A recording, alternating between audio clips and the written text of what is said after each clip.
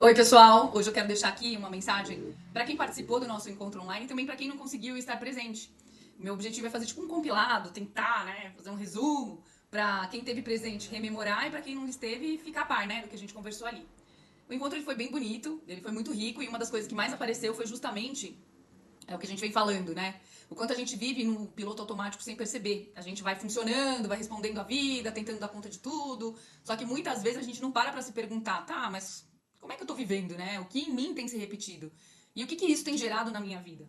Muitas vezes a gente só sente o impacto ali, vai sentindo cansaço, a frustração, o incômodo com a repetição de certas situações. Só que a gente não consegue nem nomear com clareza a parte que nos cabe. O que dentro do nosso funcionamento está gerando uma reação do ambiente. Ou seja, a gente muitas vezes reclama que tal situação só acontece comigo.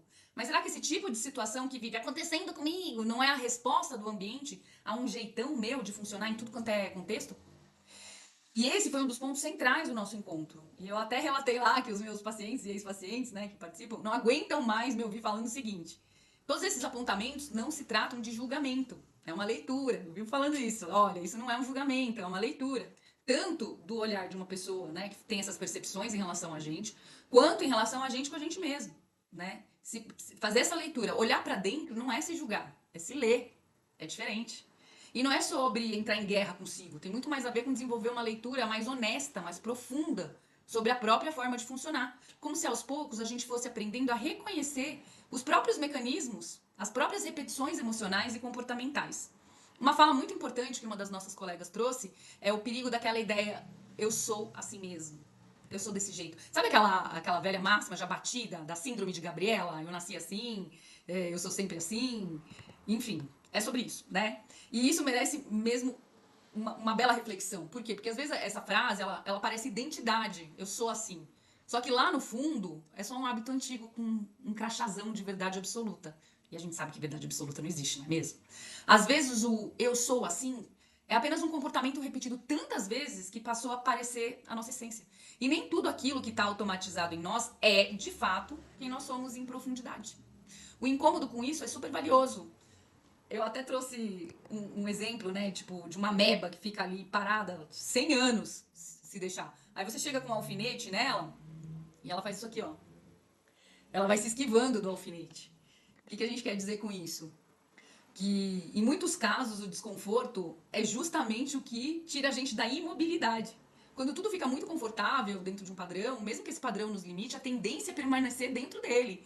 E por isso, às vezes, o desconforto é o começo de uma mudança importante. Ele nos obriga a olhar, ele convoca a gente a sair do automático, né? A abrir uma nova trilha. E isso apareceu até nos relatos do pessoal sobre os exercícios propostos ali no grupo, tipo trocar a mão que a gente usa, mudar pequenos hábitos. Trouxeram até o exemplo de alterar percurso, né? Que isso é tão significativo e tem a parte simbólica também. Respirar com mais consciência, fazer algo de um jeito diferente. Tudo isso pode parecer bem pequeno, só que não é, porque a ideia proposta sobre esses micromovimentos foi revelar algo muito maior, que é como é difícil sair do que já está condicionado. Só que é exatamente aí que mora uma reflexão muito importante. Se eu faço sempre do mesmo jeito, penso sempre do mesmo jeito, respondo sempre do mesmo jeito, é natural que eu encontre também resultados e reações dos outros parecidas, né? Eu tô fazendo igual, é natural que o outro reaja igual. Eu tô fazendo igual, é natural que o ambiente me mostre mais do mesmo, né? Então, quando a gente começa a abrir pequenas frestas nesse automático, a gente também está treinando a flexibilidade. E a flexibilidade não é fraqueza. A flexibilidade ela é saúde, ela é abertura para novos caminhos, novas respostas, novas versões de si. Né? Eu sei que tudo isso a gente veio conversando, mas lembrem-se, a ideia aqui é trazer um compilado do que a gente conversou ali, né? No encontro. Então, outra questão muito forte no encontro foi a transição. Algumas pessoas compartilharam que estão vivendo mudanças de fase, mudanças de ritmo, mudança de rotina e perceberam o quanto um padrão antigo continua operando mesmo quando o contexto já mudou. Cara, isso é tão significativo porque às vezes a vida muda, só que a mente ela continua obedecendo a comandos antigos. A agenda externa muda, diminui o ritmo, diminui a demanda, só que o relógio interno ele continua apertado ali, cobrando, cronometrando, exigindo. E aí vem uma pergunta super importante. Será que eu tô me permitindo viver a fase que eu tô? Ou eu continuo tentando funcionar como se ainda estivesse em outro tempo da minha vida? Será que eu sinto culpa por poder relaxar hoje, por poder usufruir de algo que eu almejei tanto. E essa carapuça serve, que é uma beleza, né, para o ser humano aqui. Eu até trouxe um relato meu, né, do quanto é desafiador entender que eu estou vivendo em uma cidade onde a dinâmica, o movimento, a demanda, o ritmo são muito mais sussa, né? Eu ainda encontro dificuldade em pisar no freio, em funcionar em um ritmo compatível, em me permitir fazer as coisas com mais calma. Só que eu já tô conseguindo, viu? Isso já tá acontecendo, né? Graças a Deus. É um desafio, mas estamos aí. Nem sempre o sofrimento vem só da rigidez de permanecer o mesmo. Às vezes ele vem também da dificuldade de aceitar que já mudamos, que o corpo mudou, que a rotina mudou, a idade mudou, que as prioridades mudaram, que a fase mudou. E amadurecer também passa por acolher isso. Outro ponto muito marcante assim foi a reflexão sobre o olhar do outro. Quantas vezes a gente se paralisa, se censura, se encolhe ou se adia por causa do olhar alheio? De gente que a gente nem sabe direito quem é. Sabe aquela coisa, que vão pensar? Vão quem que é esse vão? Você tá super preocupado ali com o vão, que você não sabe nem quem é essa pessoa, sabe? Tá ali no mundo das ideias, né? Então, o quanto a vida fica suspensa por esse medo de julgamento, né? Por medo da rejeição, de crítica, de não aceitação, de gente que você não sabe nem quem é. E aí entra uma pergunta muito poderosa. Que preço que eu tô pagando para sustentar essa preocupação? Porque toda vez que eu deixo de viver algo que faria sentido para mim, em prol de um olhar externo, existe um custo. E muitas vezes é um custo bem alto, né? Menos espontaneidade, menos presença, menos liberdade, menos vida. A gente falou muito sobre isso. O olhar do outro nem sempre fala sobre nós. Na verdade, é muito raro falar sobre nós. Muitas vezes ele fala sobre o outro mesmo, sobre a lente do outro, sobre a história do outro, sobre as projeções do outro, né? Então, tentar se encaixar em todas as possibilidades de olhares dos outros é uma missão impossível. Eu dei até um exemplo bem besta mesmo, que é do tipo, óculos e brinco assim não fica legal, Dri. Aí você vai e tira o óculos. Só brinco sem o óculos não fica legal. Aí você vai, coloca o brinco e tira o óculos. Não, é só, sabe? Só óculos sem brinco. Cara, usa o óculos e usa o brinco se você tá com vontade. Porque se vão falar, pelo menos que seja você confortável. Que seja você fazendo o que faz sentido pra você. Entendeu? Então, nunca haverá uma versão nossa que agrade a todo mundo. Nunca. Então, talvez a pergunta mais honesta não seja como eu faço pra não ser julgada. E sim, quanto da minha vida eu tô disposta a perder tentando evitar julgamento que inevitavelmente virá. Esse movimento me afasta ou me aproxima de uma vida com mais sentido pra mim? O que eu tenho deixado de viver para caber em expectativas que não são as minhas, que não são pautadas na minha história de vida, nos meus sonhos. E aí, em determinado momento, surgiu uma pergunta muito bonita e muito forte de uma das nossas colegas. Como a vida estaria hoje se você não tivesse medo?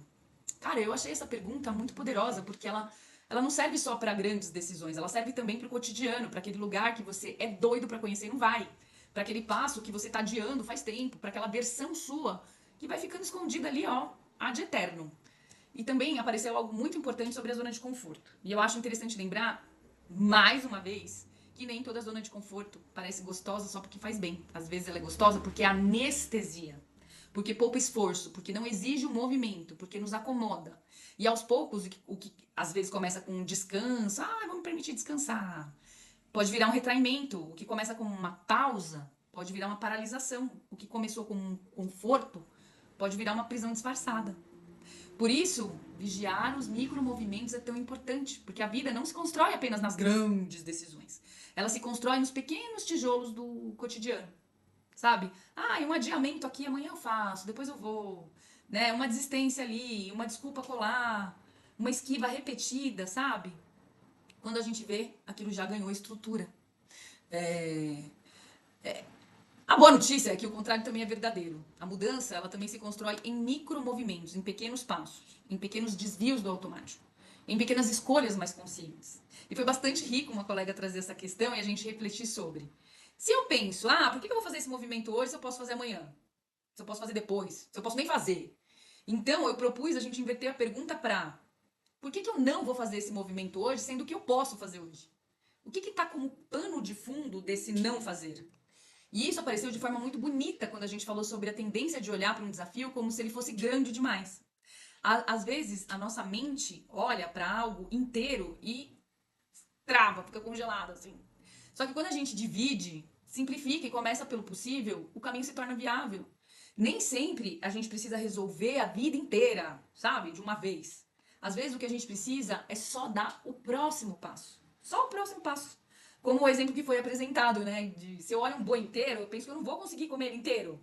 Agora, se eu corto ele em bifes, né? Se eu vou comendo aos poucos, faço um churrasco num dia, uma carne de panela em outro, a coisa já começa a mudar de figura, não é mesmo? E talvez uma das partes mais bonitas desse encontro tenha sido perceber que por trás dessas histórias tão diferentes, né, e compartilhadas ali, ai gente, foi incrível. Haviam sentimentos compartilhados, né? Muitas pessoas se reconheceram na fala uma das outras. E isso também é precioso, porque às vezes o sofrimento isola, faz a pessoa acreditar que só ela sente aquilo, só ela vive daquele jeito, só ela trava. Só ela se cobra, só ela se adia. E quando a gente encontra um espaço de troca real, a gente percebe que a gente não tá sozinho, não, né?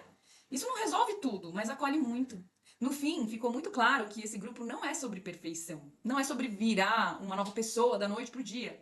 Não é sobre nunca mais repetir padrões. É sobre consciência, é sobre presença, é sobre leitura interna. É sobre perceber o que nos afasta e o que nos aproxima de uma vida mais coerente, mais viva, mais nossa. Então, se eu pudesse resumir, um coração.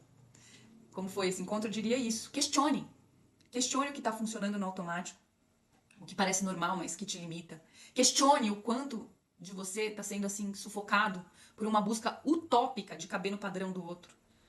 Não trate o desconforto como um inimigo logo de cara. Lembre-se, pequenas mudanças podem abrir caminhos enormes. E às vezes a transformação não começa num grande rompimento. Ela começa quando você percebe e faz uma intervenção. Quando você interrompe uma repetição. Quando você faz diferente uma única vez. Né? Passinho. Quando você se pergunta com honestidade. Isso que eu tenho feito me aproxima ou me afasta da vida que eu desejo construir, que faz sentido pra mim? Pensem sobre isso. Gente, agradeço muito a quem esteve presente, enriqueceu tanto esse encontro, com trocas tão verdadeiras. Para quem não conseguiu participar, eu quis deixar esse apanhado com muito carinho, porque o que foi compartilhado ali pode de alguma forma tocar você também. A gente definiu que esses encontros eles vão acontecer mensalmente. Como esse grupo ele terá duração de 3 meses, então a gente tem mais 2 encontros. E nos intervalos, a gente vai colocar um dia de troca ali pelo grupo mesmo. Então, a cada 15 dias, a gente vai ter esse movimento. Em um, a gente abre o grupo para troca entre vocês, e depois de 15 dias, faz um momento online, como esse que a gente teve. Seguimos juntos nesse processo de olhar para dentro com mais coragem, mais consciência e mais gentileza. Grande beijo.